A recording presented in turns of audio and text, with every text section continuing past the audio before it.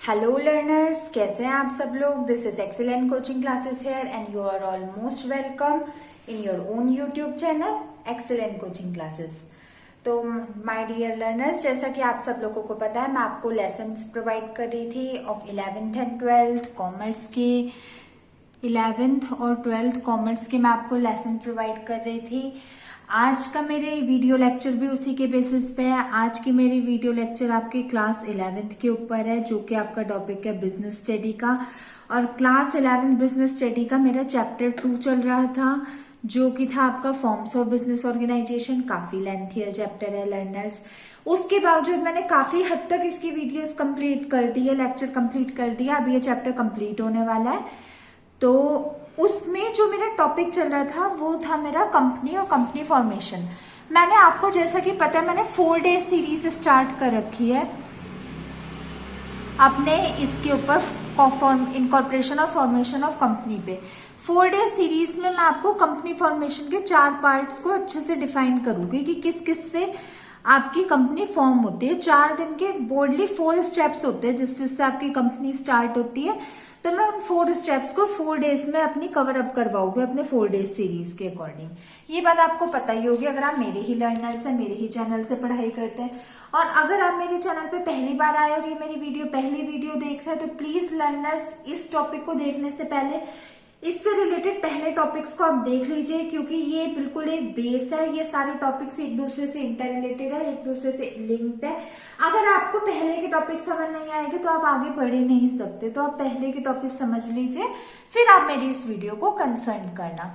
और अगर अभी तक लर्नर्स आपने मेरे चैनल को सब्सक्राइब नहीं किया तो मेरे चैनल को सब्सक्राइब करिए, बेल आइकन को दबाना बिल्कुल ना भूलिए, जिससे कोई भी न्यू नोटिफिकेशन आप तक मिस ना हो पाए।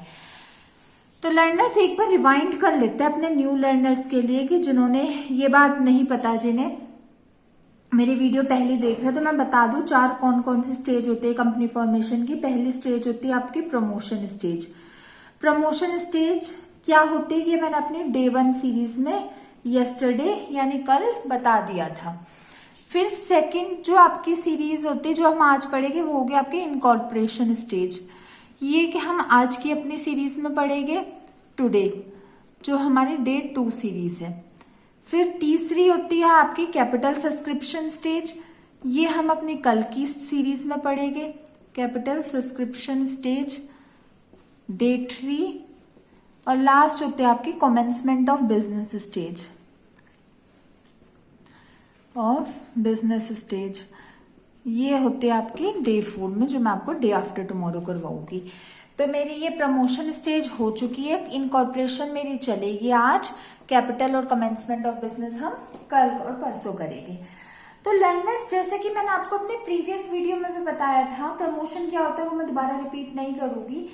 अगर आपने इनकॉर्पोरेशन स्टेज के बारे में आज में बात करूंगी, तो ये बात मैंने आपको अपने पुराने वीडियोस में भी बताई थी कि इनकॉर्पोरेशन स्टेज में एक ऐसी स्टेज होती है, अगर आप इसकी लीगल फॉर्मेलिटीज को फुलफिल कर लो तो आपके पास एक चीज आ जाती है जिसका नाम होता है incorporation certificate.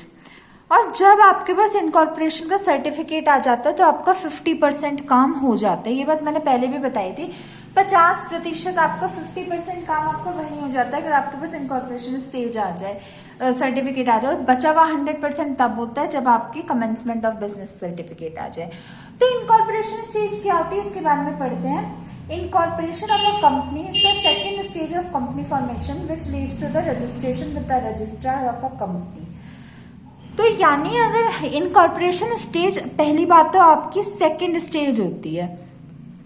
Incorporation stage is the second stage of company formation. एक कंपनी के फॉर्म होने की ये सेकंड स्टेज होती है। मतलब पहली स्टेज आपकी प्रमोशन स्टेज होगी, सेकंड स्टेज आपकी इनकॉर्पोरेशन स्टेज होती है। फिर इसके बाद इसमें क्या इंपॉर्टेंट चीज आती है, इसमें क्या करते हैं, what you do in this का टाइप ऑफ स्टेज। इसमें आप क्या करते हो, तो इसका आंसर होगा, इसमें आप अपनी कंपनी को रजिस्टर करवाते हो। Company gets registered in this. इसमें आपकी कंपनी रजिस्टर्ड होती है किसके पास रजिस्टर्ड होती है? With home company got registered? With registrar. Registrar के पास आपकी कंपनी रजिस्टर्ड होती है। पूरे लीगल स्टेप्स फॉलो की जाते हैं ताकि आपकी कंपनी का रजिस्ट्रार के पास रजिस्टर्ड हो जाए। अब वो रजिस्ट्रेशन कैसे होता है वो हम इसके स्टेप्स वाइज क्लियर करेंगे। तो आपको ये समझ आ गया होगा कि इनकॉर्पोरेशन स्टेज क्या होती है और इसमें कहाँ क्या होता है और किसके द्वारा होता है। अब हम इसके बारे में डिटेल में पढ़ते हैं, स्टेप्स ऑफ इनकॉर्पोरेशन स्टेज।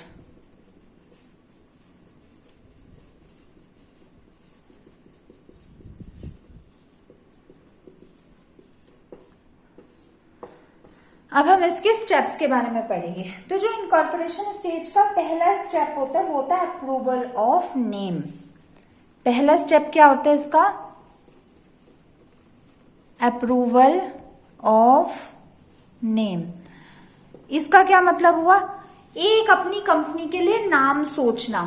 देखिए, जब एक चाइल्ड होता है, बर्थ लेता है, तो सबसे पहला काम उसके पेरेंट्स क्या करते हैं? उसका नाम रखते हैं, अच्छा सा नाम रखते हैं। नाम सब लोगों की यही थिंकिंग होती है, कोई ऐसा नाम रखे जो एलिगेंट हो, यूनिक हो।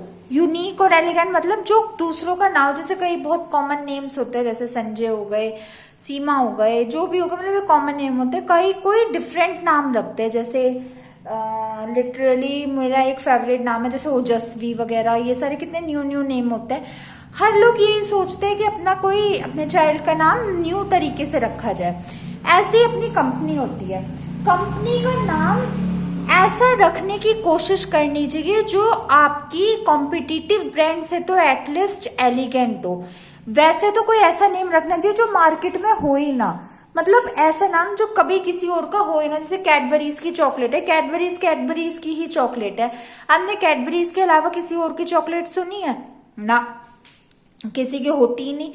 तो या आपको कोई ऐसा नाम रखोगे जो आपकी पूरी मार्केट में ही ना हो, वरना कोई ऐसा तो नाम पक्का रखोगे जो आपके कॉम्पिटिटिव ब्रांड्स का ना हो। Competitive in the sense of, अगर आप कोई बिस्किट्स मैन्युफैक्चरिंग कंपनी है तो आपकी एटलीस्ट बचे हुए जो अभी तक बिस्किट्स बना रही है कंपनी, उनका नाम तो एटलीस्ट ना हो वो, और सबका नाम तो well and good, but at least उनका तो नाम ना हो।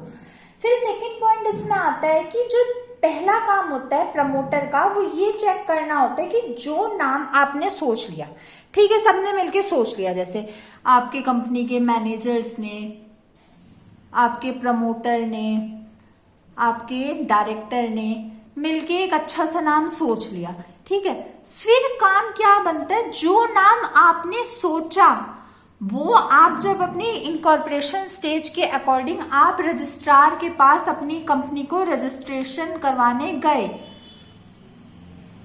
आप रजिस्ट्रार के पास अपनी कंपनी का रजिस्ट्रेशन करवाने गए, तो उस नाम को रजिस्ट्रार अप्रूवल दे दे। अप्रूवल मतलब उसको लीगली वेरीफाइड कर दे, उसको अपनी एग्जिस्टेंस दे दे। जो नाम आपने सोचा उस नाम को रजिस्ट्रार भी मान के आपकी कंपनी का लॉ पास कर दे। ये बहुत बड़ा टास्क होता है। फिर the approval of name must be obtain to rule out the possibility of resemblance with the name of any other company.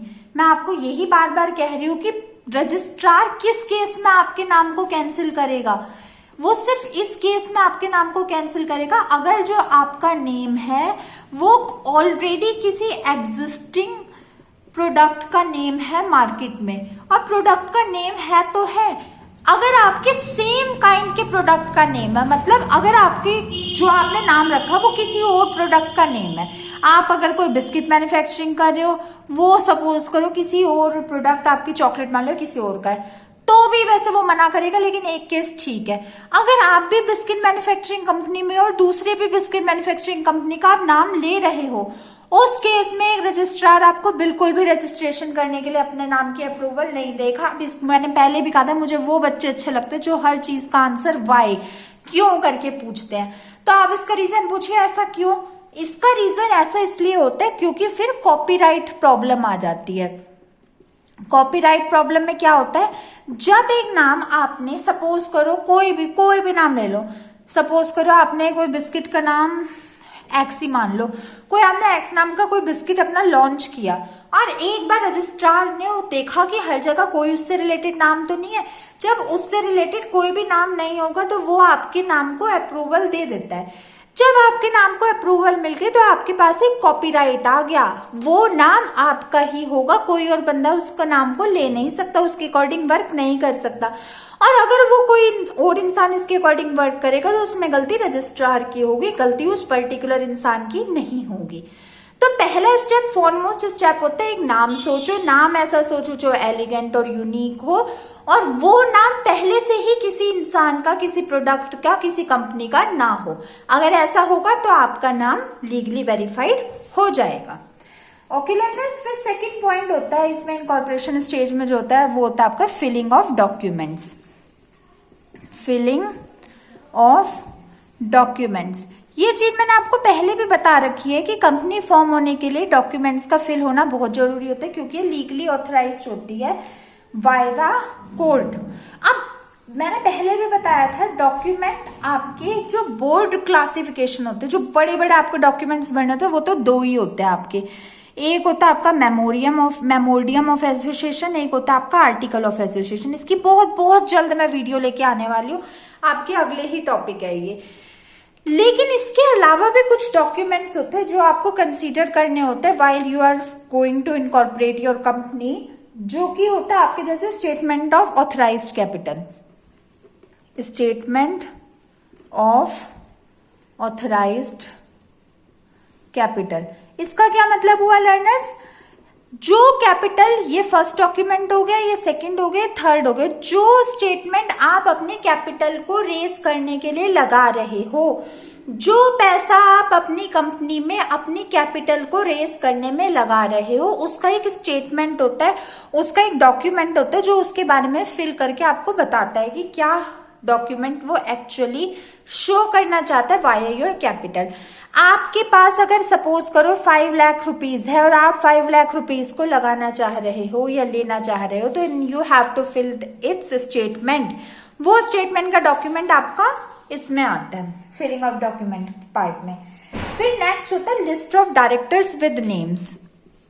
List of directors with name, सारे डायरेक्टर्स आपके कंपनी के जितने हैं उनकी सूची और उनका नाम, ये भी आपके फिलिंग ऑफ डॉक्यूमेंट्स का ही एक पार्ट होता है। सारे डायरेक्टर्स का नेम, उसकी लिस्ट आपको सबमिट करनी पड़ती है। किसे सबमिट करनी है होती है, किसके पास?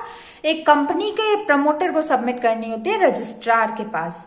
फिर नेक्स्ट पॉइंट होता है इसमें notice to be address regarding registered office. आपके जो ऑफिस के सारे लीगल नोटिसेज होंगे वो किसके अकॉर्डिंग रन होंगे वो पता लगाना जरूरी होता है। फिर जब ये सारी डॉक्यूमेंट्स आप फिल कर लेते हो तो आपकी हाफ इनकॉर्पोरेशन स्टेज कंप्लीट हो जाती है। मतलब जब आप अपना मेमोरियम ऑफ एसोसिएशन भर देते हो, आर्टिकल ऑफ एसोसिएशन भर देते हो, स्टेटमेंट इसका भर देते हो, लिस्ट ऑफ डायरेक्टर्स देख लेते हो, अदर नोटिस देख लेते हो, तो आपके पास डॉक्यूमेंट लीगली कंप्लीट हो जाते हैं। फिर जो थर्ड स्टेज होती है, थर्ड पार्ट होता है, वो इसकी होती है पेमेंट ऑफ रजिस्ट्रेशन फीस।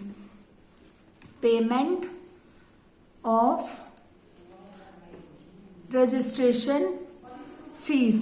आप जब अपने रजिस्ट्रेशन करवाने के लिए जाते हो तो कुछ एक पर्टिकुलर अमाउंट आपको फीस के देने पड़ते हैं रजिस्ट्रेशन के लिए। मतलब to get the company registered you have to pay, to get the company register you have to pay certain registration fees. वो फीस आपकी डॉक्यूमेंट्स के साथ लग के दी जाती है जब आप अपने डॉक्यूमेंट्स फिल कर दो।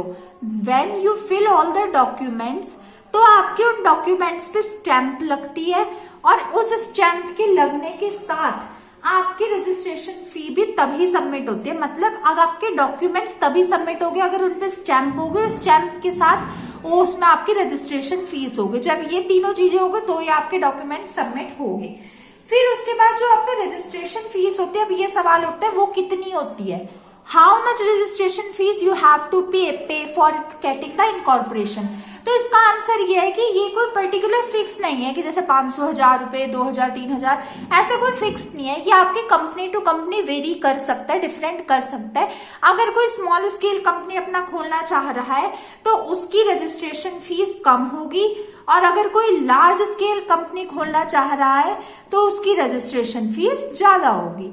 तो ये आपकी इसमें कोई डिपेंड नहीं करता, ये आपकी डिपेंड करता है कंपनी के साइज पे, ऐसा कोई प्री डिस्क्राइब फॉर्मूला नहीं होता। फिर लास्ट स्टेप होता है इसका रजिस्ट्रेशन और इनकॉर्पोरेशन ऑफ कंपनी का, वो होता है आपका registration and certificate of incorporation. जब आप अपनी ये सारी रजिस्ट्रार के पास अपनी फॉर्मेलिटीज पूरी कर लेते हो तो फाइनली आपके पास रजिस्ट्रेशन आ जाता है, और जब रजिस्ट्रेशन आ जाता है उसके बाद आपके हाथ में आ जाता है सर्टिफिकेट ऑफ इनकॉर्पोरेशन। ये बात मैं हमेशा से बताती आ रही हूं कि सर्टिफिकेट ऑफ इनकॉर्पोरेशन जब आपके हाथ में आ जाता है तो आपका 50% 50% काम हो जाता है, और 50% रहता है, 50% भी हो जाता है जब कमेंसमेंट ऑफ बिजनेस स्टेज आती है। तो on filling the above documents, these documents and paying the registration fees, the registrar if satisfies that the legal formalities have been fulfilled with the registrar with the registration, then he issue the certificate of incorporation. अगर एक registrar आपके सारे documents को देखता है और देखने के बाद अगर वो सेटिस्फाई होता है, सेटिस्फाई मतलब उसे सेटिस्फेक्शन मिलती है कि जो आपने पे किया वो ट्रूथ है, कोई भी इसमें इलीगल वर्क नहीं है, कोई भी आप ये गलत सोर्स की तरफ पैसा नहीं लगाओगे, कंपनी आपकी किसी भी बैड प्रोडक्ट्स के लिए नहीं है, अगर आपकी कोई भी इलीगल पॉइंट ऑफ व्यू से अगर कंपनी नहीं है, अगर एक रजिस्ट्रार सेटिस्फाई होता है, प्लस इन सब चीजों के साथ आपने सही डॉक्यूमेंट भरे हैं और सही आपने डॉक्यूमेंट भरने के साथ करेक्ट आपने इसकी रजिस्ट्रेशन फीस दी है, अगर ये सारे काम आपने देखी है तो रजिस्ट्रार सर्टिफिकेट ऑफ इनकॉर्पोरेशन को इशू करता है। मैं इसे SOI लिख रही हूं, सर्टिफिकेट ऑफ इनकॉर्पोरेशन, फिर आपका रजिस्ट्रार इशू करता है। The certificate of incorporation brings the company into existence as a legal person and may be termed as its birth certificate. जब आपके पास सर्टिफिकेट ऑफ इनकॉर्पोरेशन आ जाता है उसके बाद आपकी कंपनी एक लीगल पर्सन, मैंने कही थी ना ये आपकी आर्टिफिशियल लीगल पर्सन होती है, तो ये आपकी लीगल पर्सन होने के लिए बिल्कुल रेडी हो जाती है। सर्टिफिकेट ऑफ इनकॉर्पोरेशन बिल्कुल वैसा ही काम करता है जैसा आपका बर्थ सर्टिफिकेट एक बच्चे का करता है। इस वक्त से आपकी कंपनी की एक नई शुरुआत होती है, आपकी कंपनी जन्म लेती है। अगर आपने सर्टिफिकेट ऑफ इनकॉर्पोरेशन आपके हाथ में आ गया तो आपका लीगल पर्सन तो वो कहलाने ही लगेगी, साथ के साथ आपकी जो कंपनी होती है उसकी एक एग्जिस्टेंस हो जाती है, उसका एक नया नाम आ जाता है, उसको जैसे आपके एक बच्चे का बर्थ सर्टिफिकेट उसके बर्थ की इंफॉर्मेशन बताता है, ऐसे आपका सर्टिफिकेट ऑफ इनकॉर्पोरेशन आपकी कंपनी के जन्म को दर्शाता है। फिर it is a conclusive proof of the fact that a company is duly registered and all the required documents laws have been compiled with it. ये बताता है आपके रजिस्ट्रेशन सर्टिफिकेट ऑफ इनकॉर्पोरेशन, ये दिखाता है कि जो आपकी ड्यू रिस्पॉन्सिबिलिटीज थी या ड्यू जो आपकी डॉक्यूमेंट्स थे या आपकी फीस थी, वो सारी फीस, वो सारे डॉक्यूमेंट्स, वो सारी रिस्पॉन्सिबिलिटी आपने फुलफिल की है और ये कंपनी लीगली ऑथराइज्ड बन गई है। एक जो प्राइवेट कंपनी होती है वो, ये भी एक डिफरेंस है, मैं हमेशा कहती हूँ ना कि 50% काम हो जाता है सर्टिफिकेट ऑफ इनकॉर्पोरेशन के बाद। इसमें भी दो केस होते हैं। अगर आपकी प्राइवेट कंपनी है तो प्राइवेट कंपनी तो आपकी सर्टिफिकेट ऑफ इनकॉर्पोरेशन के आने के बाद ही आपकी स्टार्ट हो जाती है। ध्यान से सुनना लर्नर्स मेरी बात, प्राइवेट कंपनी आपकी सर्टिफिकेट ऑफ इनकॉर्पोरेशन के आने के बाद शुरू हो जाती है, लेकिन जो पब्लिक कंपनी यानी गवर्नमेंट कंपनी होती है उसे 2 स्टेप्स और करने पड़ते हैं अपनी कंपनी को के बिजनेस को स्टार्ट करने के लिए।